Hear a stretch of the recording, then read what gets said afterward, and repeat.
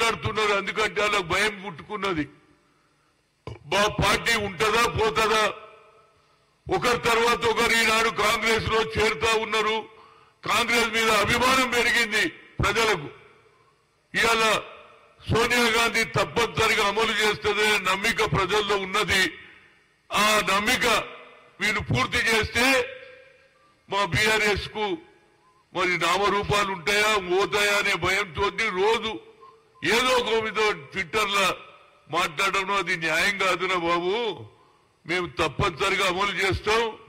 అమలు చేయనప్పుడు మాట్లాడితే I can understand. Already bus పెట్టేసిండ్రు. ఏది ఇవాళ బస్సులలో ఫ్రీ అన్నం ఇచ్చేసినాం. అదేవిధంగా మహిళలకు సాయం చేయాలని గతంలో రాహుల్ గాంధీ గారు 74 అమెండ్మెంట్ తెచ్చి పంచాయతీరాజ్ నగరపాలికలలో బిల్లు తెచ్చారు. ఇవన్నీ మేము చేసినాం, రేపు చేయబోతున్నాం. దానికి ఇలాంటి అలిగేషన్స్ బాగలేదు. ప్రజలు నవ్వుకుంటున్నారా బాబు, మీకు అర్థం చేసుకుంటారు. మీరు ఏం ట్విట్టర్లో చేసినా పేపర్లో చూసి అరే ఒకడు అడుగుతున్నాడు, అరే క్యాజీ बीआरएस वाले को अभी क्या जल्दी है, आप लोग करते बोले तो इन लोग क्यों रोजाना बयानबाजी कर रहे అంటున్నారు. దాన్ని తగ్గించమని చెప్తున్నా.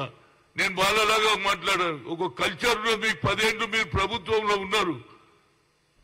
ప్రభుత్వంలో ఉండి ఈనాడు అపోజిషన్ మీద లేనిపోని అలిగేషన్స్ ఇంకా పనే కాలే. అదేవిధంగా కేంద్రంలో నరేంద్ర మోడీ గారు 2 కోట్ల ఉద్యోగాలు అన్నాడు, అది చేయలేదు. వీటికి అన్నిటికీ ఒకటే భయం చుట్టుకున్నది, అటు బీఆర్ఎస్ కు ఇటు బీజేపీకి. ఎట్టి పరిస్థితులలో కాంగ్రెస్ పార్టీ ఇచ్చిన మాట నిలబెట్టుకుంటది. సోనియా గాంధీ భయంతో ఈ అలిగేషన్స్, ఈ 420 అని ఇంకో 440 అని ఏదేదో చెప్తున్నారు ట్విట్టర్ లో. ఇది మంచి పద్ధతి కాదనేది నా ఉద్దేశం. ఒక సీనియర్ నాయకుడిగా ప్రజలు ఈనాడు నమ్మికతో ఆనాడు ఏది 28 కాంగ్రెస్ ఫౌండేషన్ లో డిక్లేర్ చేశాము. ఇంకా 6వ తేదీ దానికి టైం ఉన్నది. ఏది వైట్ కార్డు అదేవిధంగా ఆధార్ కార్డుతో వచ్చినటువంటి వాళ్లకు అన్ని అందించడానికి ప్రయత్నం చేస్తుంటే మీరు ఈ అలిగేషన్స్ మానుకోండి. తప్పనిసరిగా మేము అమలు చేస్తాం. మరొకసారి చెప్తున్నా, ఇలాంటి అలిగేషన్ల ప్రజల్లో పస లేదు. మీరు ఏమన్నా చేసి అడుగుతాయి. ఇప్పటిదానికి ఎవరికి ఇచ్చిండ్రా బాబు? 3 ఎకరాలు ఇచ్చిండ్రా? అదేవిధంగా ఇంటికో ఉద్యోగం ఇచ్చిండ్రా? అది దాని గురించి అదే ప్రజలు బుద్ధి చెప్పినా ఇంకా మీకు బుద్ధి రాలేదనేది నా ఉద్దేశం. ఏదైనా ఇవాళ నేను పేపర్లో చూసిన ఏది రేవంత్ రెడ్డి గారు సోనియా గాంధీ గారికి చెప్పడం, ఆమె ఖమ్మం నుంచి వస్తే దానికంటే అదృష్టం ఏముందిరా బాబు. నేను అనుకున్న పోటీ చేయాలని ఆ అమ్మనే వచ్చిన తర్వాత ప్రతి మండలం ఆమె నిలబడతానికి వస్తా అంటే అందరికంటే ముందు నేను ముందుండి అన్ని నియోజకవర్గాలలో తిరుగుతా.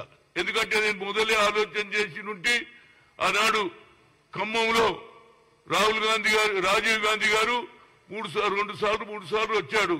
ఆనాడు ఎన్టీ రామారావు ముఖ్యమంత్రి, వెంకటరావు పిసిసి ప్రెసిడెంట్. ఫ్లడ్స్ వచ్చినప్పుడు వచ్చారు. ఇంటీరియర్ విలేజెస్ లో ట్రైబల్ విలేజ్ లో పోయాడు. ఆ అమ్మ వస్తే ఇంతకంటే సంతోషం ఏమిందిరా బాబు నాకు. ఇంటింటికి తిరుగుతా హైయెస్ట్ మెజార్టీతో సామాజిక న్యాయం చేసే తల్లి వస్తున్నది. ఇందాక నాడు కొత్తగూడెంలో మొదలు పెట్టారు తెలంగాణ ఉద్యమం. మా బతుకు తెరువుకు అన్యాయం జరుగుతుంది, అక్కడికే వస్తుందంటే అంతకంటే అదృష్టం ఏముందిరా బాబు. సామాజిక న్యాయం వస్తుంది, బడుగు బలైన వర్గాలకు న్యాయం అవుతుంది. ఆమె వచ్చి ఇక్కడ పోటీ చేస్తే అన్ని నియోజకవర్గాలు తెలంగాణలో ఉన్నటువంటి 17 నియోజకవర్గాలలో ఆమె ప్రభావం ఉంటుంది. నేను తప్పనిసరిగా ఆమెను ఇంటింటికి తిరిగి ఆమెను గెలిపించడానికి సాయశక్తుల గతంలో నాకున్నటువంటి ఇందిరాగాంధీ పరిచయం కానీ రాజీవ్ గాంధీ ఇవాళ సాక్షాత్తు సోనియా గాంధీ గారు రాజీవ్ గాంధీ గారి సతీమణిగా ఇందిరాగాంధీ కోడలుగా వస్తుంటే నేను తప్పనిసరిగా స్వాగతించడం కాదు. రేపు 21 తారీఖు తర్వాత నా Rajiv Gandhi international cricket tournament 21కి అయిపోతుంది. 25 నుంచి ప్రతి నియోజకవర్గంలో తిరుగుతా. మా సోనియమ్మ వస్తుందిరా బాబు. అందరూ ఇంటి ఇల్లాదులు ప్రతి ఒక్కరు కూడా మన తెలంగాణకు న్యాయం చేసిన తల్లి, సామాజిక న్యాయం గురించి అడుగుతున్నటువంటి ఆయన ఏదైతే రాజీవ్ గాంధీ అడిగాడు, అదేవిధంగా రాహుల్ గాంధీ కూడా అదే మాట్లాడుతుండు, క్యాచ్ వైస్ మనకు లాభం జరుగుతుంది. ఇలాంటి ఆలోచన నిజంగా కూడా రేవంత్ రెడ్డి గారు తీసుకున్న ఆలోచన మేమందరం సపోర్ట్ చేస్తున్నాం. ఆమె నిలబడతాంటే అంతకంటే అదృష్టం ఏమున్నదిరా బాబు. మేమందరం సంతోషంగా ఆమెకు స్వాగతిస్తాం. హయ్యెస్ట్ మెజార్టీతో గెలిపించడానికి శాయశక్తుల ఒక కాంగ్రెస్ అభిమానిగా, సోనియా ఇందిరాగాంధీ కుటుంబానికి అభిమానిగా గ్రామాలలో కూడా తిరిగి ప్రచారం చేస్తూ అప్పుడే ఖమ్మం జిల్లాలో పెద్ద ఎత్తున ఆనాడు 4-5 ఏళ్ల క్రితం మల్లికార్జున్ ఖర్గేని పిలిపించే రాజీవ్ గాంధీ స్టాచ్యూని ఇనాగ్రేషన్ చేశాను. కనుక తప్పనిసరిగా ఆమె వస్తే మేము స్వాగతిస్తామని మీ ద్వారా చెప్తున్నాం. తప్పనిసరిగా హయ్యెస్ట్ మెజార్టీతో గెలిపించి అన్ని పార్లమెంట్ సెగ్మెంట్ లో గెలవడానికి సోనియా గాంధీ ఎఫెక్ట్ తప్పనుకుంటది. దానివల్ల వచ్చే పార్లమెంటు ఎన్నికల్లో 2024లో రాహుల్ గాంధీని ప్రధానమంత్రి ఇండియా కూటమిని గెలిపించడానికి శాయశక్తుల కృషి చేస్తాం. తప్పనిసరిగా ఈసారి రాహుల్ గాంధీ ప్రధానమంత్రి అవుతాడనేది నాకు గట్టి నమ్ముకున్నది. ఎందుకంటే ఆయన తిరిగినటువంటి కన్యాకుమారి నుంచి కశ్మీర్ దాకా ప్రజలలో అభిమానం వచ్చింది, బడుగు బలహీన వర్గాలలో వచ్చింది, నిరుద్యోగ యువకులలో వచ్చింది, అదేవిధంగా రైతులలో వచ్చింది. కనుక ఆయన మీద అభిమానం ఇక్కడే కాదు అన్ని రాష్ట్రాలలో మెజార్టీ రావాలి. ఆయన దేశానికి ప్రధానమంత్రి కావాలి. Thank you.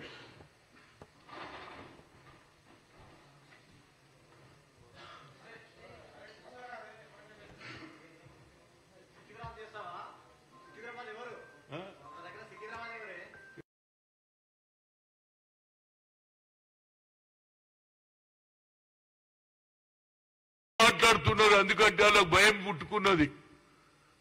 మా పార్టీ ఉంటుందా పోతుందా, ఒకరి తర్వాత ఒకరు ఈనాడు కాంగ్రెస్ లో చేరుతా ఉన్నారు.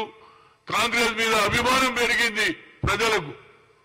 ఇవాళ సోనియా గాంధీ తప్పనిసరిగా అమలు చేస్తుందనే నమ్మిక ప్రజల్లో ఉన్నది.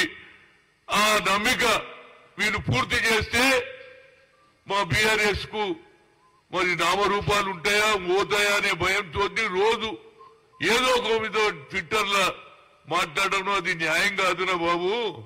మేము తప్పనిసరిగా అమలు చేస్తాం. అమలు చేయనప్పుడు మాట్లాడితే I can understand. Already bus పెట్టేసిండ్రు, ఇలా బస్సులలో ఫ్రీ అన్నం ఇచ్చేసినాం. అదేవిధంగా మహిళలకు సాయం చేయాలని గతంలో రాహుల్ గాంధీ గారు 73-74 అమెండ్మెంట్ తెచ్చి పంచాయతీరాజ్ నగరపాలికలలో బిల్లు తెచ్చారు. ఇవన్నీ మేము చేసినాం, రేపు చేయబోతున్నాం. దానికి ఇలాంటి అలిగేషన్స్ బాగలేదు. ప్రజలు నవ్వుకుంటున్నారా బాబు. మీకు అర్థం చేసుకుంటారు. మీరు ఏం ట్విట్టర్లో చేసినా పేపర్లో అరే